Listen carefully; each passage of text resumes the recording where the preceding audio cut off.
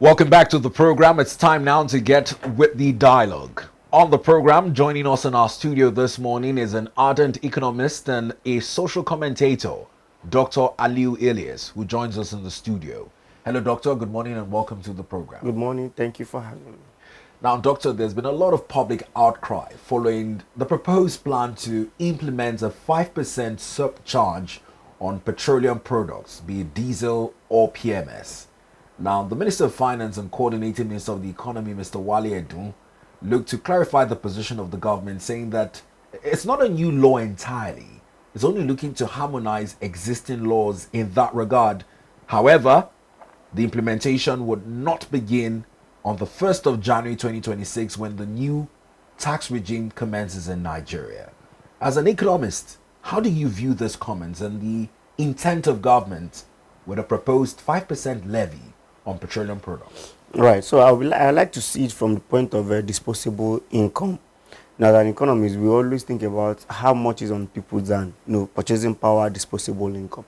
So if you implement 5% tax on petroleum or petroleum product, it will amount to you reducing people's purchasing power. And remember, it will be transferred to the general public. You also recall that just of recent, I also heard that they have increased the SCM of CNG. We used to buy at 230, now it's down 450. So if you look at all those things, and hold on, 230 to 430 to 450. 450. Yes, that is way over 200% increase. That's how it is now. So they're now saying it's not that they remove subsidy, they just move to the actual price. So you could see that what we are thinking we are going to benefit is also on the negative. Doctor, doing the maths, we were told that CNG would reduce the cost of filling one tank if you convert. With this increase now, it almost pegs it way above the intended purpose. That is even what we are looking at. And CNG is not like fuel. Like I said, for petroleum products, PMS, you can buy for a week. But CNG, as a private person, if I buy today, tomorrow I've exhausted it. As a commercial person, if you buy in the next 4 hours, it has finished. So you have to go and queue again. And with that, for the past 3 months, 4 months, I did not even go to buy. I have the tank. Does this mean that the policy in some way would need to be reviewed by the federal government? Well, it depends. A lot of them came out, a lot of government representatives came out that it's normal thing to happen. They have to review the price and what have you. So I don't know. But what I'm just trying to say is that everything that will make life easy for people, it seemed to be much more difficult. And that's why you could see the Minister of Finance quickly came out and said it will not be implemented at that period. There's also an argument that is not Tinubu policy. Yes, around 2007 or so, that's when they actually put it. But because there's fuel subsidy, they cannot still tax what they are subsidized. However, I expect them at the point of working on the tax, whatever, they would have merged it together, not that they will now bring it. You recall that President also just cancelled the telecos, is it 5% telecos tax as well? They just have to, because it's becoming much more serious. So the penchant for this government to get more revenue is second to none from time immemorial. And it's what is actually dangerous, because it's affecting people's purchasing power. The lifestyle of people have been so difficult. People find it difficult to get money to do a lot of things. On the fact that even 60% or 65% of your money is also going to food consumption. Transport is taking like 30%. I don't know what is left for people to survive. Now, the Trade Union Congress were the ones who escalated the matter with the threats of nationwide industrial action should this 5% tax on petroleum products be implemented alongside the 2025 Tax Act. Now, whilst this implementation is now being agreed to be staggered, the truth about it is, in the long run, would the purchasing power of Nigerians and disposable income even get better? Would it improve with the current inflationary rates we're seeing? What's the hope of extending it to, say, 2027 to implement? Do you think Nigerians will be ready to embrace it? But the fact is that the government is continuum, and they have the system of letting issue die down before they actually bring it about. You ask a very, very important question: that will Nigerian purchasing power increase? I would not like to put it that has anything that goes up in Nigeria actually come down. You don't seem to see it that way. So that's the question now, because purchasing power will increase when the economy gets better. So and when the economy get better, we expect people to have much money in their accounts, in their pockets rather, so that they can actually use it to do other things. But for me, I don't think, but maybe they are waiting for appropriate time to implement it, because I believe they will still want to implement it. Now, we don't mean to be doomsayers, but there's been controversy ever since the DG of the WTO, Dr. Ngozi Okonjo-Iweala, commended the president for stabilizing the economy. That phrase in itself, stabilizing the economy, has divided Nigerians who continue to grapple with current economic realities. With the hopes of the economy getting better, would you like to forecast? Is it possible to make permutations as to say, since it is stabilizing in terms of the indices we're seeing, by a certain 2 or 3 years, the economy can be said to be better for the common man? Right. So from what we are seeing, and we must not take what Dr. Okonjo-Iweala said in isolation. After that statement, she now said there is need to create social safety nets for Nigerians. That simply means that the growth, the stability, not even growth, has not had any reflection on people's well-being. It only brings much more money for the federal government. Yes, if you don't ask me, let's be optimistic, like you said. By January, I expect we should have a better Nigeria to an extent. It could be marginal. Let me use an economic language now. A marginal, because by that time we would have the tax reform tax exemption for low-income earners. Exactly. Well, I don't think is there low-income earner by that time. I don't think there will be, because we're hearing that those who earn below 200,000 should be exempted from income tax. From what it is now, it is people that earn below 800,000. So in Ododima State, where he pays the lowest person 104, who will be exempted? Under federal government, who will be exempted? So I think that thing needs to be reviewed to like maybe 2 million naira. 2 million naira. Right. So if you review, that's when you want to actually make it implement. I mean, make it really people taking advantage of it. But I don't know about we that are small business. Maybe by that time, if you do less than 50 million, you can benefit. So by that time, I think things will. And another thing is that most of this reform might have shape. And also recall that 2026 is going to be pre-election year, so government will want to paint it better for Nigerians in terms of safety net. A lot of things will be rolled out so that people. So we say maybe January, February, first quarter, we start seeing maybe a better purchasing power, a marginal better purchasing power in terms of the economy. But by and large, for now, it doesn't seem things are good for now. Now, on the issue of creating a safety net, I listened to her. She also talked about intentional safety nets for women groups in terms of access to capital and the federal government's trajectory of being able to tap into what is being done at the World Trade Organization.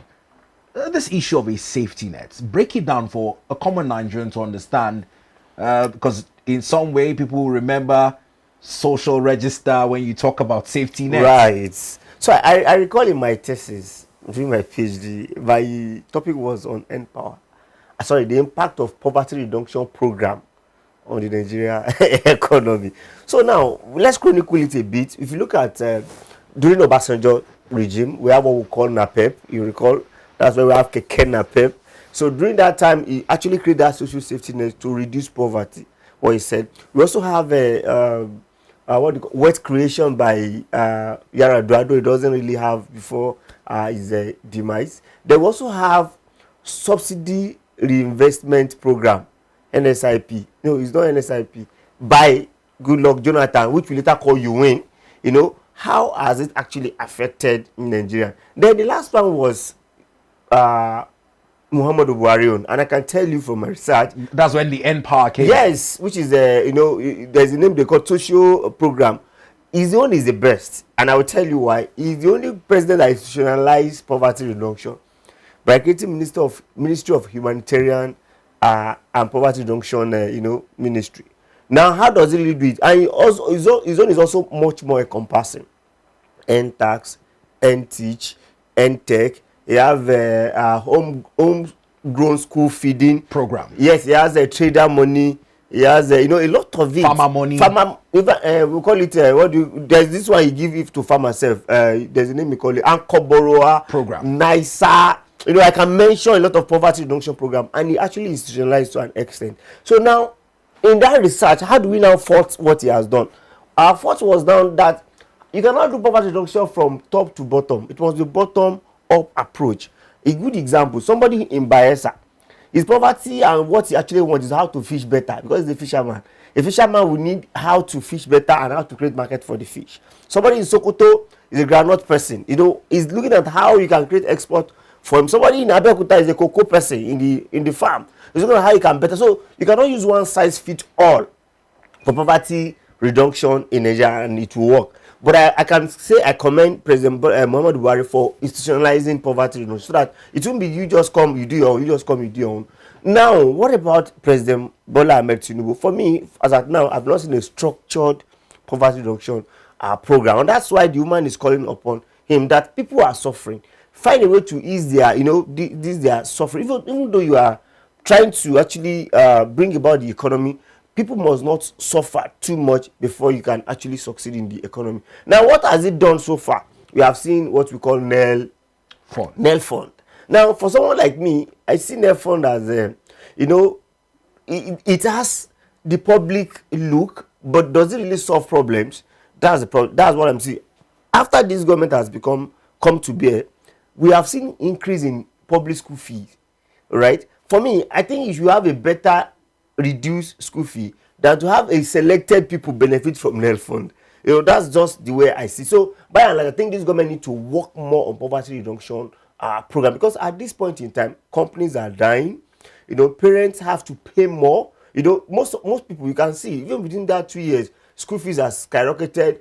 Cost of transportation, cost of a lot of doing business have increased. So they must be intentional and create poverty solution that will reduce it. So when I say social intervention, you also see trader money, giving money. I think they have even done it in this administration. That may now actually is quite intervention in nature. So we need something that will solve the problem, that will not be maybe after 3 months you give. Even the civil servant, recall, during these challenges of fuel problem, they gave them some salary, some payment for like 6 months. It has finished. So their intervention in nature, we need real poverty reduction solution. Now, Doctor, in scrutinizing what constitutes real poverty solutions, right, debates on palliative approaches, which were part of the early days of the President Bola Ahmed Tinubu administrations, were also scrutinized by Nigerians. Where do palliatives fall in this, and what constitutes actual safety nets? Right. So when you talk about palliative is intervention in nature, and it's temporal. So it's going to ease off. And when it ease off, people still continue, in the challenge they are in. That's why we were saying that if you are creating poverty reduction program, it should not be a one-time, it should be a long-time plan. So things like conditional cash transfers should not be part of it. For me, I don't even think that solve any problems, because the money, if you give somebody 100,000 every month, it cannot use it to do anything. It's just for survival as well. But why not create a path that following that path? And that's why I was telling you about the Muhammadu Buhari approach. You see that NTech, NTax, it has give people capacity. So if you are not employed after 2 years in that organization, you now have work experience, right? So if you are going to do other places, they are banking on it and you are employed. So we also saw the APC government deploy what is known as SME clinics in some southwestern states. Where does that fall? Well, when you say SME clinic, well, maybe you are trying to empower people the more, which is not bad, but at what format? What happened after the clinic? You have to find a way to empower people after the clinic that will give them a long time. That's why we're looking at long-time solution, right? So that people, ordinarily, as an MSME person, you're supposed to scale, right? From small business to medium level. From medium level, you move. So anything that makes you to remain perpetually in that level, that means you are not actually growing. So until you grow, you cannot increase your employment level. Maybe you employed 2 persons before. When you scale, you increase to 10 persons. When you scale, and you know that MSME is about 60%. 60% of Nigerians are in MSME. Now, before we get into the next subject of discussion, still on tax, one thing is fiscal responsibility, because I believe if there's fiscal responsibility in the use of taxpayers' money, most Nigerians would not raise an eyebrow or bat an eyelid when you talk about implementing a certain 5% tax on petroleum products. What does the government need to get right in terms of ensuring public trust when it comes to intended tax implementation? Right. You see the debate that daily tax went through. You see the level of that debate. So for you not to have included it in that debate, it's as if you want to, actually being smart, sort or what have you. Because Be smart by half. because you're supposed to actually put it, it's encompassing. It's supposed to be factored in. We're not saying it's bad. It's not bad to tax because government actually generate revenue from tax to actually create some, infrastructure and whatever. We're not saying it's bad, but the timing and the condition we are in now is not a condition that you can actually bring another form of taxation. That's what we are looking at. But by the time, I think we have now renamed to NRS, by the time we kick off, we'll see what we are doing and transparency therein, because transparency also can help when you are transparent with the way you do things, and we could see that okay, our primary health is getting better, our education is getting better infrastructure, we will now say okay, this is a good one, and Nigeria will now see reasons to actually pay. But now that we have the rehabilitated road everywhere, you can't say, maybe they think, maybe because some people reside in Abuja, they may think that's how even local government, area council in Abuja, that's how they look, which is not correct. Well, Dr. Aliu Elias has strong points in terms of what he feels the government needs to get right to engender taxpayers' promptness in paying their tax. This is ahead of an implementation of a now suspended 5% tax on petroleum products, following comments by the Minister of Finance and Coordinating Minister of the Economy, Mr. Wale Edun, yesterday. This was as the Trade Union Congress threatened to embark on industrial action to halt this move, complaining that Nigerians' purchasing power and disposable income is becoming depleted amid the current economic realities. Now, our next subject of discourse is still one that revolves around the petroleum industry. There was also an industrial action that began but has now been halted following what many are calling a DSS broker truce, as NUPENG and Dangote refineries sat down to pen down the dotted lines on an MOU. Dangote has allowed the truck drivers be given 2 weeks to unionize. This was also a move intended to curb fuel scarcity. Now, Doctor, talk to us. This agreement to allow for employees to unionize that has now been brokered by the Department of State Services, as we hear. What are your takes from it? Well, I want to commend DSS because I don't know how that got to be their response. Civility. I tried to, maybe it's new. I've not seen DSS broker such. I'm expecting Minister of Labour, government representative, to actually come in and broker the. It poses the question of, would that fuel disruption have been a national security crisis? Well, it could be, because when you say national security, a lot of things come together to bring about insecurity. So sometimes it could be part of it. Perhaps if they protest, it could be part of it. So I think they are correct. And the timing as well. Just as schools were resuming, yes, the disruption in the fuel supply chain might have affected definitely the smallest units in society as well. So I commend the DSS for that responsibility they showed that. But by and large, I think for me, I don't think there's anything bad in unionizing, because if you don't unionize, we will not even have a standard. But though I've listened to a lot of commentators. There's a law who does not make it compulsory for a staff, to decide to unionize. Like just a university lecturer, you might decide that you don't want to join ASU, and you write to your VC or whoever, as the case may be, that I do not want to be a part of ASU, so don't deduct my money, and you will not also benefit, but indirectly you are also benefit, because if they are fighting for good welfare, you still have to benefit. So for me, I think Dangote would have allowed them ordinarily to be part of the union. Though we've seen a lot of private sectors who discourage their members from unionizing. But I think it's better, so that we'll be able to raise the standard. There will not be different standard for Dangote staff and different standard for general people that operate in that area. So, but for me, I think it's a good one that they have come to agree. But even at that, I'm still sensing that could not be a final solution. Because what if Dangote staff now said they don't want to unionize? That's another thing we need to look at. But I think it's a good one that Nigeria has actually solved the problem. But I have issue with being reactive and being proactive. This government must do more to be proactive. These people have said they were going to go on strike until they went, before there's a, communication in that. Are they thinking they will not embark on it? Because I was thinking once, like I saw in the newspaper on this screen just not long, that doctors are giving ultimatum we'll come to that as well in a bit, because it seems to be a period of strike threats. So it is serious. So for me, I think thanks to DSS, it would have disrupted our economy, so well, so much. Though with the coming of Dangote, we've seen a lot of solutions. We must also commend them. We've not seen queue in our filling station. We have sufficient supply, but the laws of our economy does not actually apply, if at all. That when there is more supply, price should actually reduce. Go down, yes. But we've not seen that in these cases. Perhaps people are also looking at Dangote, because if you look at Dangote now, it seems to be in the upstream, midstream, and downstream.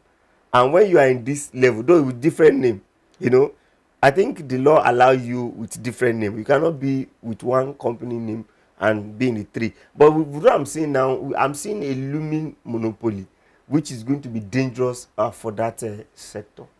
Now, this talk of monopoly was also sparked by an intention to begin a rollout, a nationwide distribution to be powered by 4,000 CNG trucks. This is what led to the calls and clamor from NUPENG. Exactly. Now, do you and that is midstream. Midstream. Right. Do you see this as an overbearing influence or unfair advantage to have such muscle to sideline some of the other independent marketers? I will agree it is the two, which is not supposed to be like that. Because once you allow one man to do all those things, it's because it's a profit-making organization. So you want to make sure that you make the profit big. And that's why he's doing that. And if you don't have other players in that sector, because what he has just done, he has shut some people out of the business. We are going to do last mile delivery. So that means you are doing I said now, the downstream, the midstream, and the upstream. And the upstream. So that means you don't give room. So you determine what happens there. You have absolute control on the price as well. A weak NNPC refinery. So that means it's the one that's determining everything. So even by a season, I think it's a monopoly. You've talked about our refineries at it, where the current engineer Bio Julari NNPC has had his hand full with debates on should we sell, should we not sell. What is your honest opinion of the state of our refineries and the future of it, as it were? The major problem of Nigeria is what we call policy somersault. He's thinking of what Olusegun Obasanjo has done in 1999, 2000. You recall, he sold it to $10 and Co. Yes, he sold a refinery and Dangote, these two people. But when Yaradua came, he reversed it. That's what I call policy somersault. I just imagine if he had been sold since that time, we would not be here where we are now. But do you think if it had been sold that time, we would still not be facing these conversations around monopoly?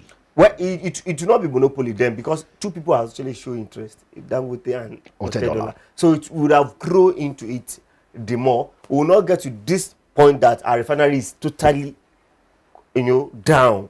We will not get to that level. So by that time, we would have grown. And remember, Obasanjo came to change a lot of things.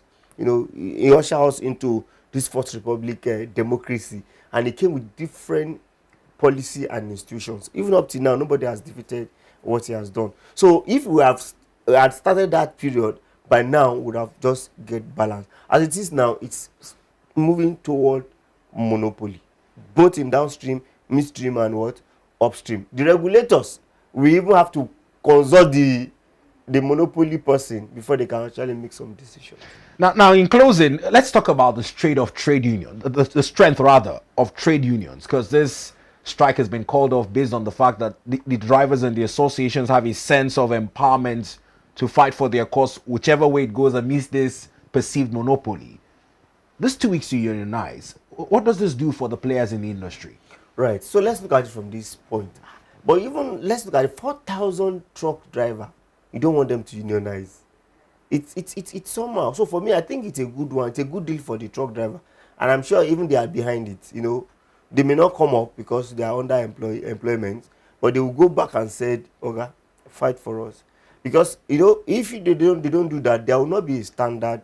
And Now, Pengasan, if they are now going on strike, you don't see the capacity they have.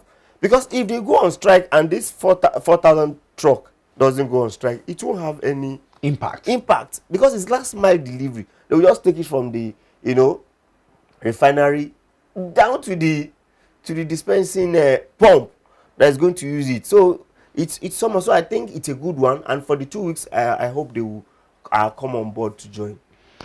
Well, quite interesting permutations in the coming weeks. We'll find out how this shapes up the midstream and downstream sector. Well, Dr. believes that there might be undue advantage for the Dangote refineries as they join other players in the field. Now, on the hopes of the impacts and how it translates to the economy, the Vice President, Senator Kashim Shettima, was speaking at the National Economic Summit some time back, and he said that the renewed hope agenda would birth permanent economic recoveries despite the wounds that Nigerians feel at the moment. I'll come back to Doctor to get his thoughts on this statement by the Vice President. Well, on what he's saying, he's talking and it's futuristic. Then, according to Okunjo, we have a stable economy. If you ask me, I think for the past 6 months, we have been able to actually have a stability in the forex market.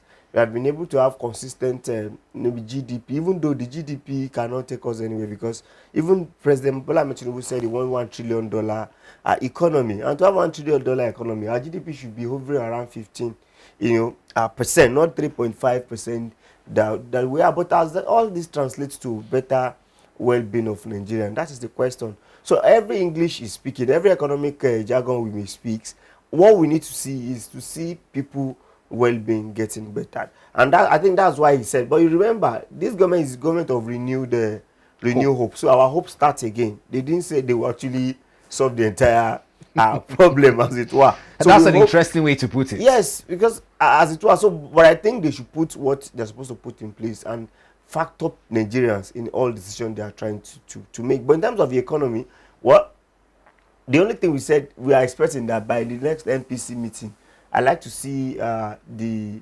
MPC bringing down the MPR from 27.5% to at least maybe 25 or even 26. So that. But do you think the CBN will show that will? Well, they will, but it will be very marginal. They may come to 2.7 or to 27 or 27.3. Reducing maybe 2.2. but would this fine lines translate to any relief? It will not, but it will bring confidence that subsequently we'll see, a downward review. So at least they should show that light that says we will move to that area. Because for me, it appears you are sacrificing growth because you want to bring down inflation. Now you have rebased, the inflation has been rebased, and also we have seen consistent reduction in it. So I think they should also look at NPR now. Now let's talk about another angle to the conversation, which is your forte as an economist as well. The Guardian newspaper earlier highlighted the amount of pressure on the federal government, as it were, and the position of the Debt Management Office, which has, other than take up the responsibility head on, has made excuses. They've blamed FX volatility. They've blamed global shocks for the rising debt profile of Nigeria, as it were. What do we do about this, our debt servicing? If you'd recall, the president also came out a few days ago to say that as much as we complain about Nigeria's debt, that his government has stopped borrowing from domestic banks. Well, first and foremost, why do we have rise in our debt? Is because of the forex volatility. I agree with them. Forex decision of floating of the naira. Immediately they float. Which is a policy of this government. Our debt also skyrockets because the more the value goes up, the more your debt also goes up. So I think I want to celebrate them that because they have the confidence to even say to the government itself. That is the policy. Then when we talk about global shock, Buhari regime suffered two things: recession and pandemic.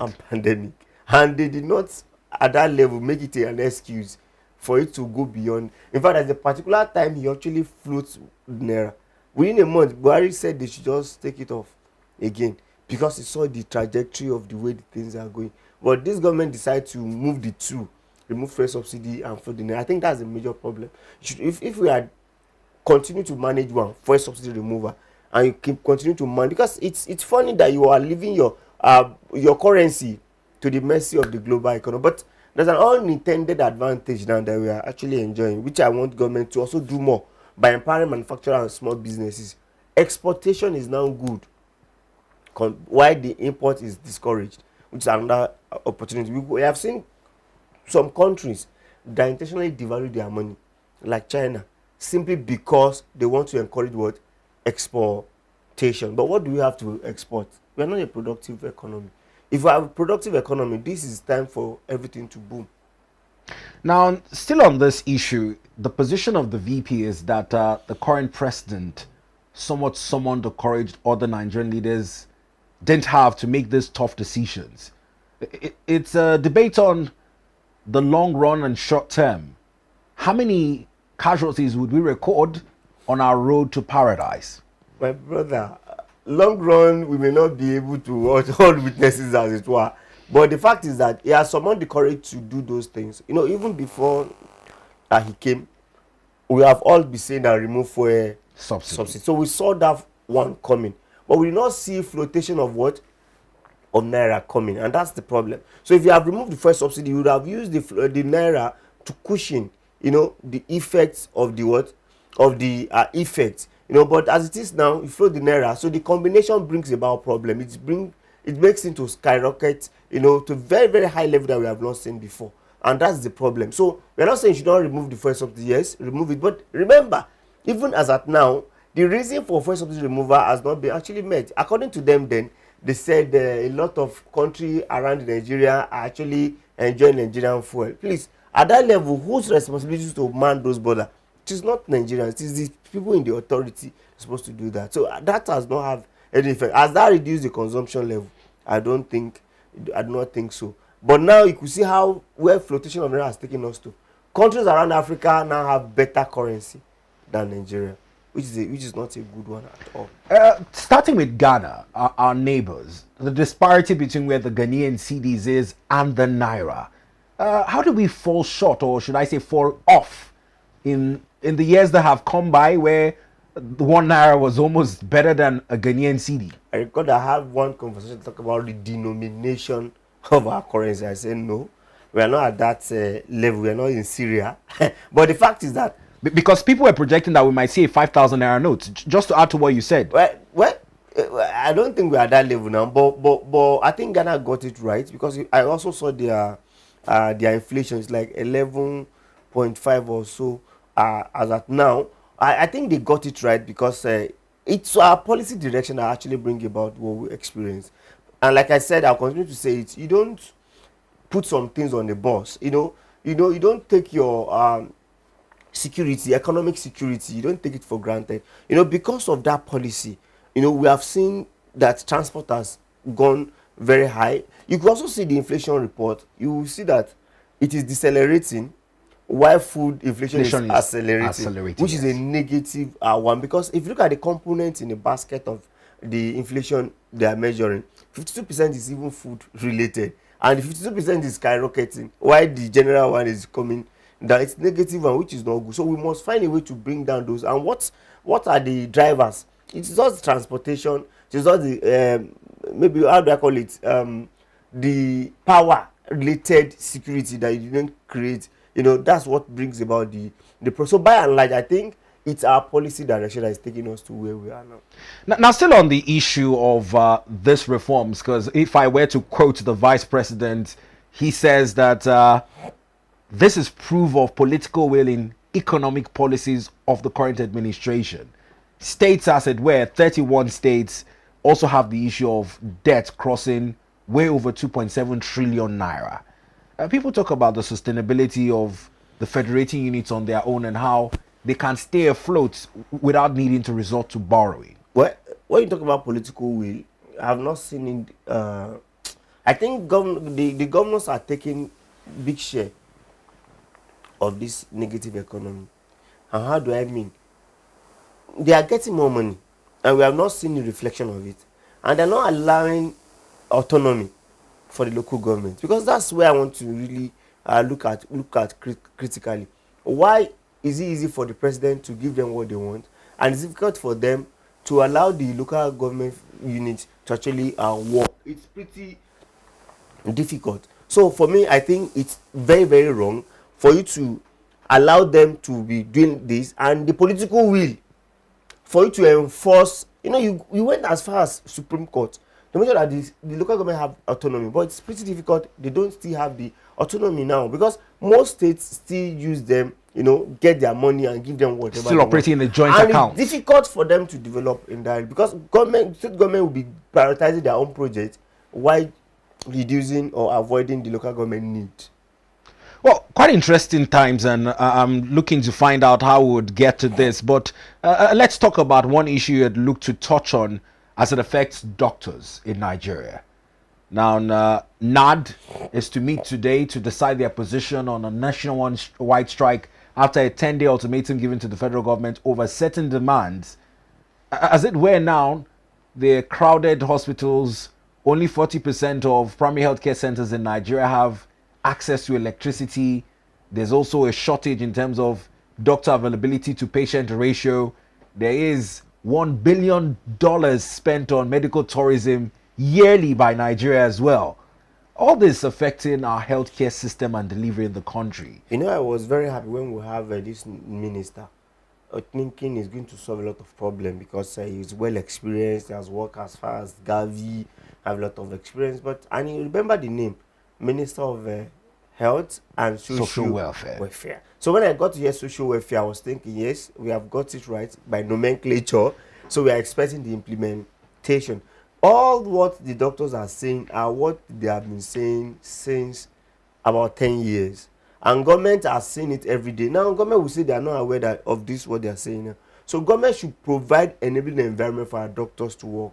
Honestly, we must, and that's why they all want to go outside to practice, because their welfare is not being taken care of. If you look at what they are fighting for, a good working environment and a good pay, which are the two things they're actually working for. And it's sad. You know, I must tell you, I prefer going to public hospital compared to private, because I believe that they have the experience, they have their numbers. But private, some of them may be waiting for one doctor or the other to come and go. You know, and this is why we must do more, and this is why the minister must find a way to do more, even though, you know, we have shortfall in terms of USAID support and what have you. But I think they can do more to talk to these people, engage them, have an engagement. If you cannot pay them outrightly now, negotiate with them and follow the negotiation over time to actually meet up what you negotiate with them. I think that is the key. But I will continue to be having insistent strike, especially in that essential, you know, sector service that they are giving. I don't think it's a good one. Now, NAMED is of the opinion that the $1 billion spent on medical tourism yearly, if injected into the Nigerian healthcare system, would better our fortunes. Exactly. But when you look at the category of persons that patronize medical tourism, it's more or less the upper cadre, the elite. Right. Which some of them are in government as well. So let's clear it. I don't see anything bad in seeking medical health outside. Even people from America go to India, from India go also to China. Come to Nigeria. So, what? The kidney transplant center recorded quite a number of influx. Hence, it's because of the exchange. You know, everybody people are smart now. When you are bringing dollar to come and pay in naira, you know, that's what we should take advantage of. And that's why I said we have a lot of advantage if we actually look at it. But by and large, when you equip your hospital, people will not see reasons to actually travel. And our people in authority should also be a good example. Sometimes those things they actually went for abroad can be taken care of here. We are not that bad, but I think the onus is on the minister to make it much more attractive for people not to travel. When you say on the minister, many look at it as an institutional problem as well. Maybe 4 years, 8 years of the minister's service in that sector, he might be able to synergize the different players to find a policy direction. But overarchingly, it's also a loss of confidence. You talked about your preference in public and private hospitals. A lot of persons, but for finance, are now also preferring private hospitals. Yes, because even in the FCT, the service is immediate. In fact, most hospitals in FCT even operate like private. So that's another thing. So, but by and large, I think if we have a good plan, a good how do I call it, system to reward our doctors. You know, it's a system. When you reward them better, they will do good work, and you also provide more infrastructure. I think that will be, the Minister of FCT was questioned the last public engagement that he has. Someone asked him, he was now saying now they are focusing on some hospital now, which is commendable. So I think if we can do better in that area, people will at least enjoy it. They also said they are doing this Syrian session free, so, which a lot of persons have complained so that they've been unable to access. But the thing is that ministers should be able to do the talk itself.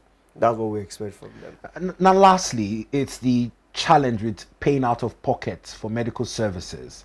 Conversations have been on the mandatory compliance by MDAs under the National Health Insurance Act of 2022 that mandates that there should be health coverage for Nigerians.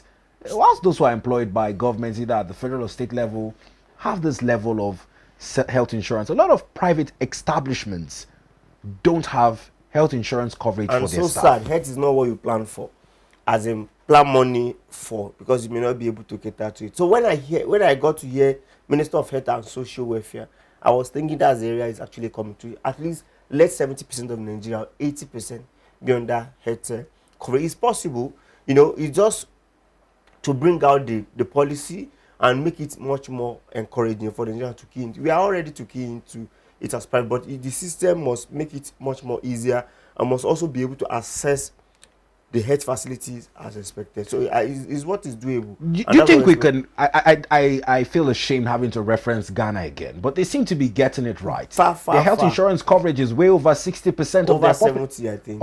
70 as it were now. Yes. Do we think we need it's government direction, and that's why when I got to social welfare, now I'm still repeating it. That was what I think is coming to actually. It can be designed, design it and everybody key into it. It's some states are actually doing it, but how many of them are actually doing it? How do you encourage private sector to come on board? How much is it? And it's economical for even the players, because people don't fall sick at the same time. Just like some of us who embark on insurance, how many have we actually used? I don't know the last time you used your third party insurance. So if we can also key into it, all of us, is what we can be paying. We pay it with happiness, then we enjoy the service as it is.